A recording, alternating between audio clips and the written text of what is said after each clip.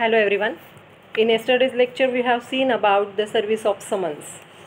एक समन्स जेव्हा एखाद्या डिफेंडंटला पाठवलं जातं तेव्हा ते कुठल्या कुठल्या प्रकारे पाठवलं जातं आणि जेव्हा डिफेंडंट ते स्वीकारत नाही किंवा तो नाकारतो, तो रिफ्यूज करतो, त्यावेळेस आपण त्या काय पाहिलेलं आहे शेवटचं टॉपिक की आपण ते कुठेही चिकटवून येऊ शकतो. त्याच्या जे दर्शनी डोर आहे त्याच्यावर ते समन्स चिटकवलं जातं आणि शेवटचा जो पार्ट आहे त्याच्यामध्ये कोर्ट काय करतं तर कोर्ट डिसिजन घेतं आणि कोर्टाच्या बाहेर ते समन्स लावलं जातं जेणेकरून लोकांना माहिती होईल की ते डिफेंडंट कुठे राहतो, तो आरोपी कुठे राहतो किंवा ती व्यक्ती कुठे राहतो की ज्याला आपण बोलवलेलं आहे.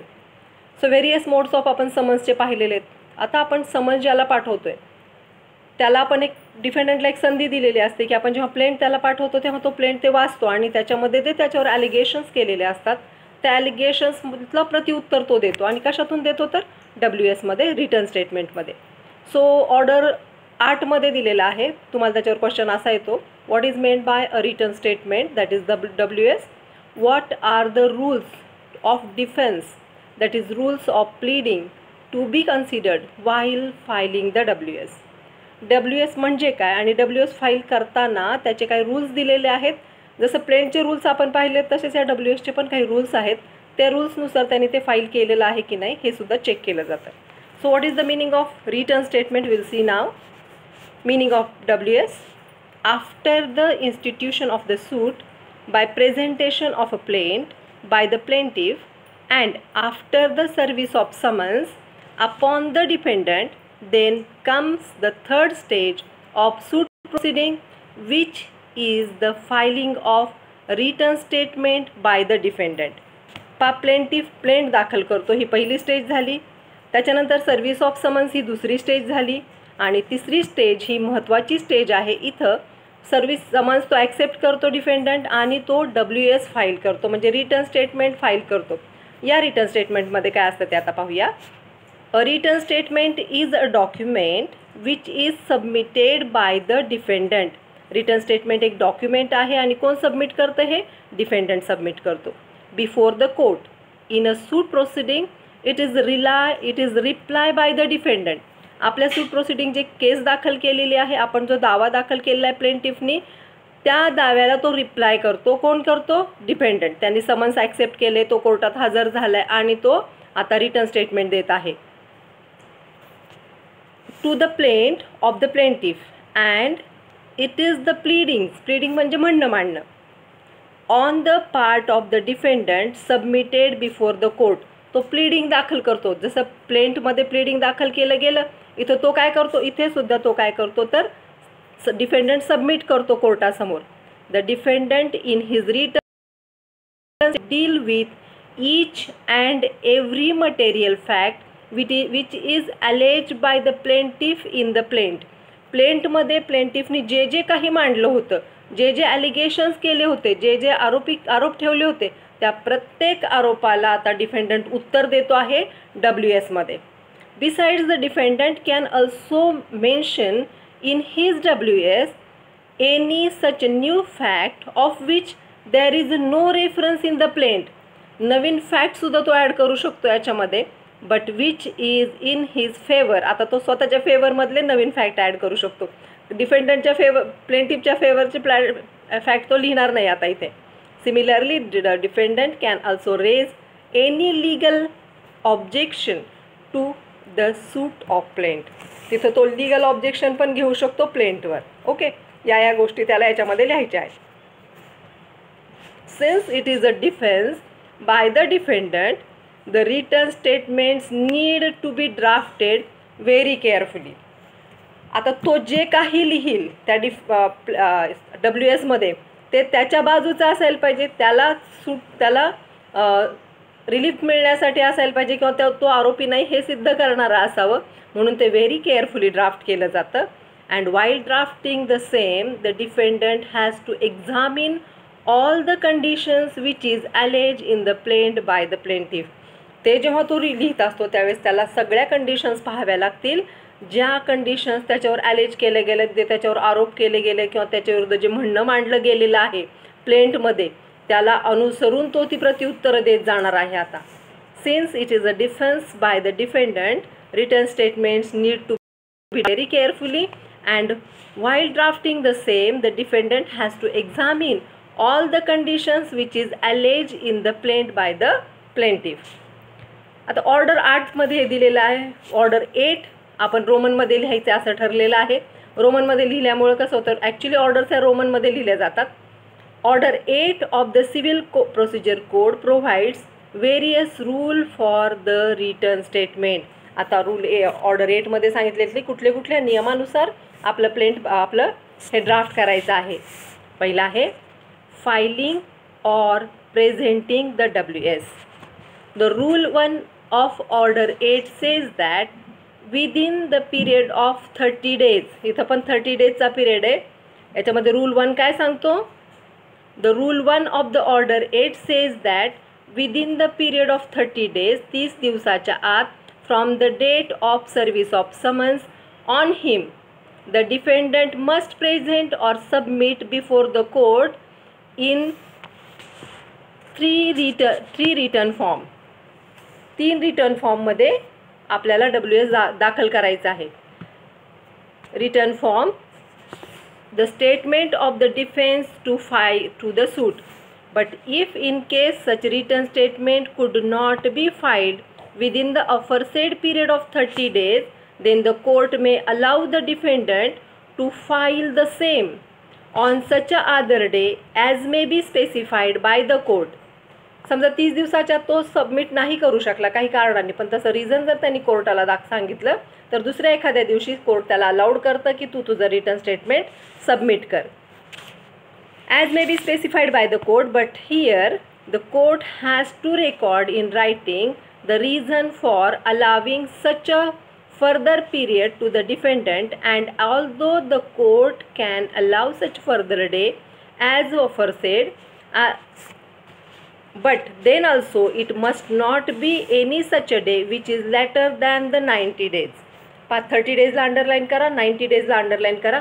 एखादा डिफेंडंट आहे, आजारी आहे, काही इश्यूज आहेत त्याला, आणि तो जर WS 30 दिवसाच्या आत दाखल करू शकला नाही तर कोर्ट त्याला अलाउड करतं की तू एखाद्या दुसऱ्या दिवशीसुद्धा काय करू शकतो, WS दाखल करू शकतो. पण तो जर असं त्याला सांगितलं तर कोर्टाला त्याचं ते का केलं याचं रिझन रेकॉर्ड करावं लागतं, लिहावं लागतं.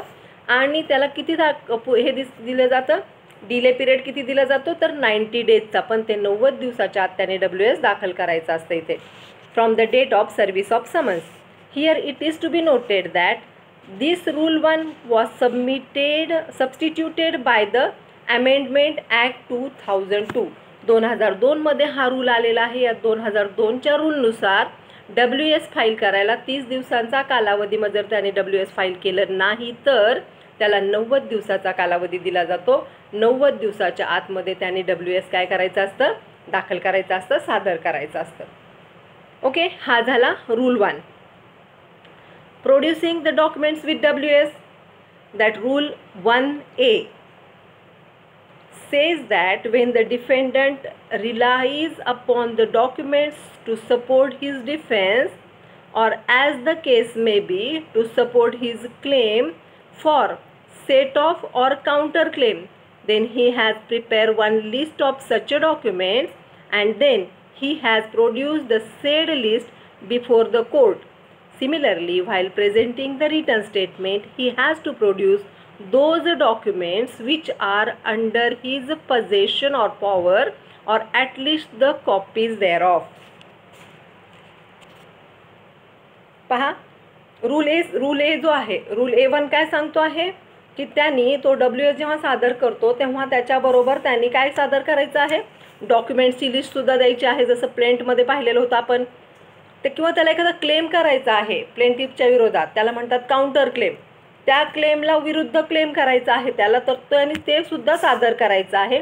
आणि प्लस जे डॉक्युमेंट दिलेलं आहे त्याची एक लिस्टसुद्धा त्यांनी याच्याबरोबर जोडायची आहे.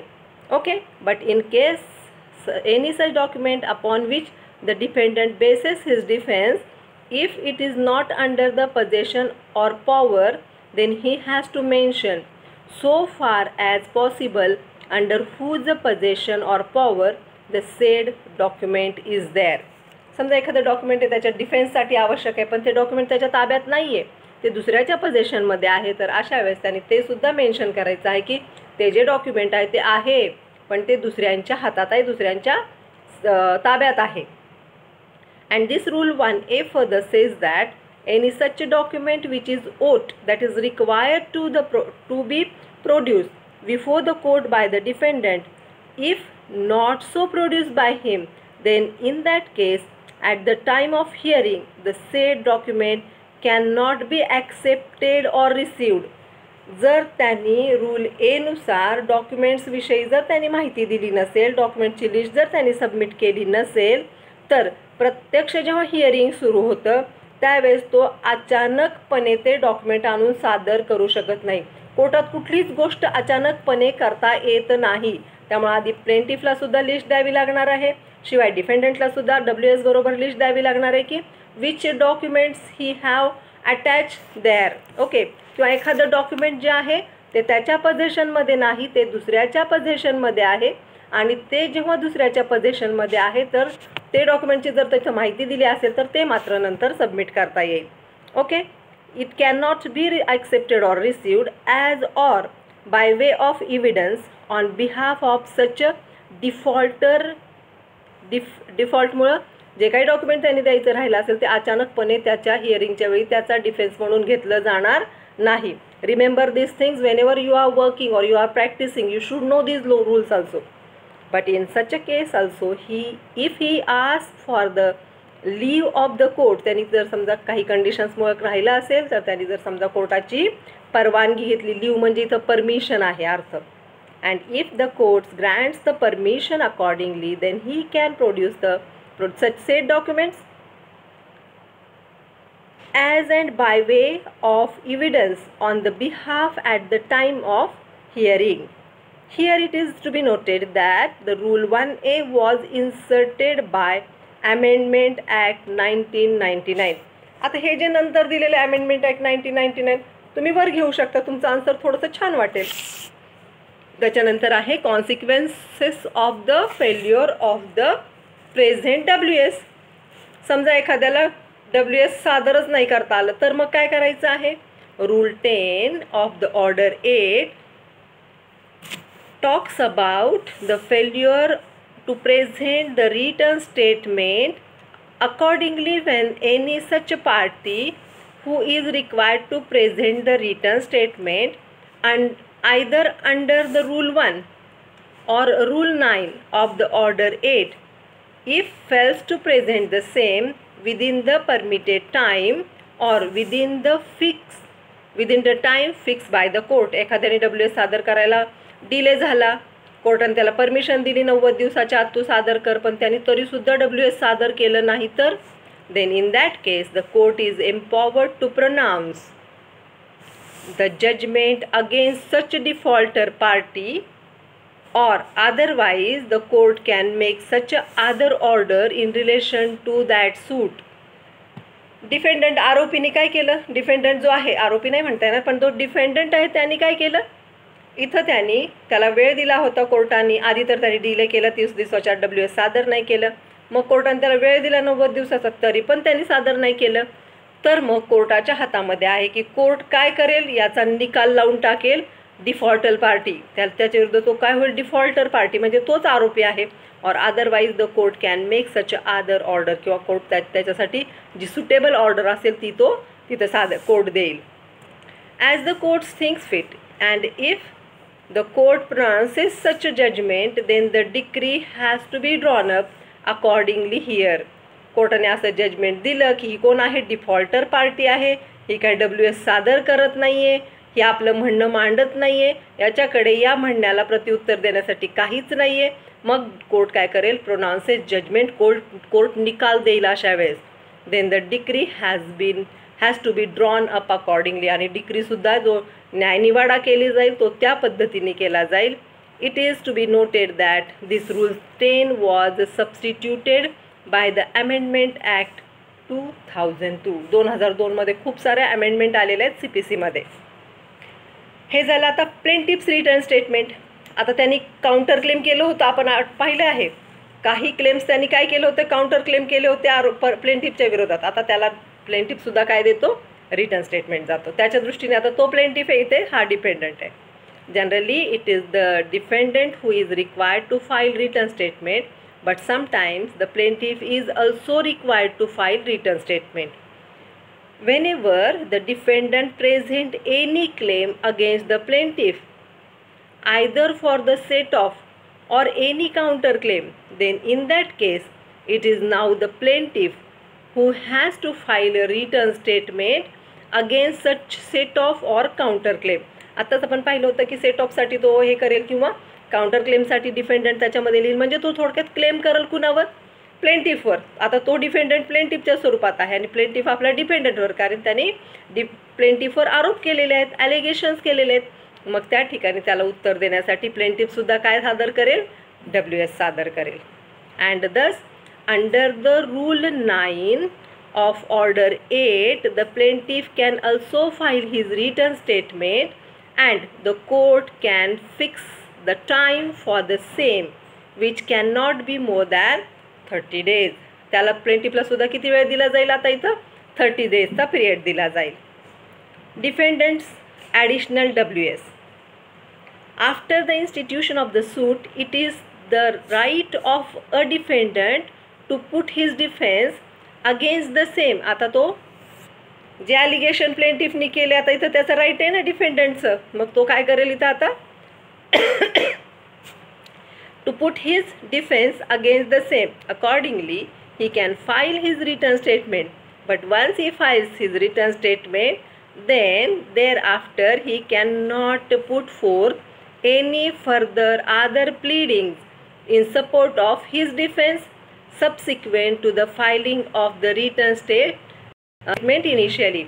एकदा का त्याने रिटर्न स्टेटमेंट फाईल केलं की तो मधून सारखे डॉक्युमेंट सादर करू शकत नाही किंवा सारखं कोर्ट काहीच ॲक्सेप्ट करत नाही. Court says that one time तुम्ही मल्टिप्लिसिटी करू नका किंवा डिले करू नका वेळेमध्ये. However then also when the circumstances are such that, तरी पण कोर्ट दया दाखवतं कधी. सो जर समजा अशी परिस्थिती आली असेल, it is necessary to plead further certain new facts or matters in support of his total defense, then in that case such defendant has to ask for the leave of the court. कोर्टाची परवानगी घेऊन defendant काय करेल? For the same. And if the court permits him, जर कोर्टाने त्याला परवानगी दिली तर accordingly then and then only he can file the additional return statement, and for that also the court can fix the time which cannot be more than 30 days. इथं सुद्धा court काय करेल? 30 दिवसाच्या वर त्याला जास्त वेळ देता येणार नाही. Thus under rule 8 the defendant can also file with the leave of the court the additional return statement. Here it is to be noted that the rule 9 was substituted by the Amendment Act 2002. हे आहेत rules for WS. Return स्टेटमेंटचा अर्थ पाहिला आहे आपण आता, आणि rules पण त्याचे आता आपण पाहिलेले आहेत. आता आपण पुढच्या याच्यामध्ये रूल्स फॉर डिफेन्स पाहू. Pleading by defendant. डिफेंडंट काय प्लीडिंग करतो ते आता आपण पाहणार आहोत. थँक्यू.